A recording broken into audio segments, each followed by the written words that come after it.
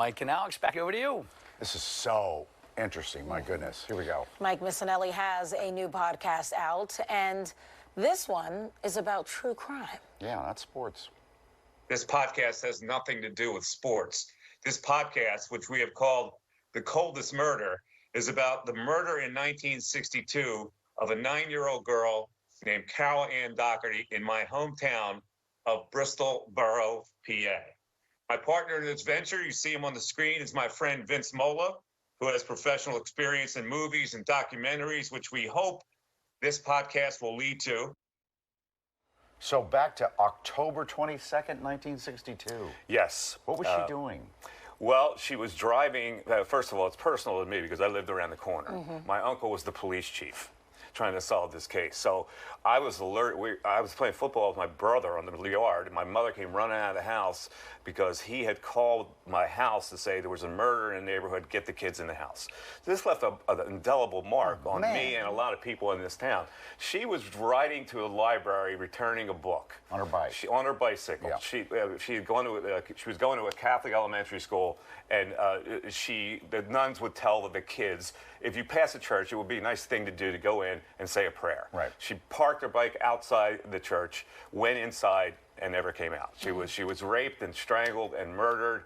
There were two girls, her friends were waiting for her at the library. When she didn't come, they rode back down. They couldn't get into the church because they didn't have a head cover. If you remember back in the Catholic Church, you had to, if you were a woman, you had to have a head cover. Her father, in tracing her steps, where she didn't come over for dinner, in tracing her steps, saw her bike out in front of the church, went into the church, and found her dead. Inside the church? Inside the church. It was a crime that shocked the town. Bristol Borough is a small town, ethnically mixed town, about 10,000 people. Everybody knows each other. So this was a major crime, and it left a mark on a lot of people who lived in that town, and even the ones that moved out who lived there at the time. And then on top, unsolved crime. And even those unsolved, there were plenty of suspects. There were 4 suspects, and one of them was ruled out because he had an alibi he was taking. See, this is the headline that scared me. Yeah. When I was a kid, we had newspapers delivered to our house. I couldn't comprehend what was happening when my mom pulled me into the house. But the next day, I see this headline, and it just father finds a child's body in church, and it scared the daylights out of me and all the kids who were in her age group. Now I didn't know her, but by all accounts, she was a sweet little kid who just rode her bike around town, and it was just a horrible crime. So one of the major suspects was the priest from the church. This was St. Mark's Church in Bristol. He was later identified as a predator priest when Lynn Abraham did that expose on the Philadelphia Archdiocese and the predator priest. So there was a lot of evidence that he could have been the murderer, but there were also 2 other suspects. So what I'm trying to do in this podcast is kind of re-explore the case, go into the background of the suspects, make it like the listener is following along and have their own opinions on who actually committed this crime.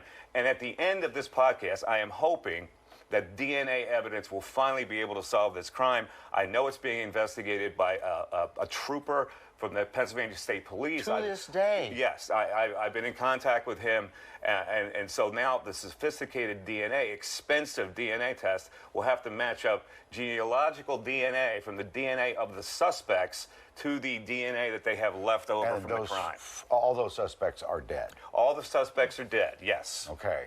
But I've explored all the background of the suspects, why they were in town, why they could have done it. Yeah. And right now, a lot of people would think it's the priest. From the episodes that I put out, when you hear it, you're going to say, oh, it's definitely the priest. But there's another suspect that I think could be the actual suspect that I'm going to get into. We're doing another podcast today. We're going to get into his background. He was a drifter who came into town. Once he left town, he went to Louisiana. He got convicted for manslaughter for burning down a mobile home with his wife in it and children in it. So there's a lot of elements to the crime that I'm trying to re-explore and reawaken. How do we listen?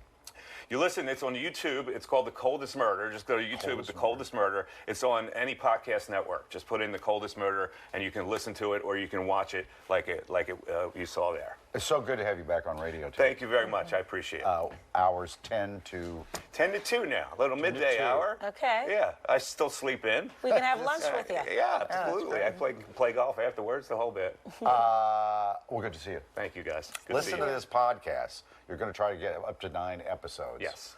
And We're maybe- hoping to solve it. And solve it. For Come to once a and for all. conclusion. It's been a cold case. Which would be 60 years as a huge. cold case is just mind-boggling because It really is. crimes today, they're solved Yeah. with DNA just like that. Coming right back.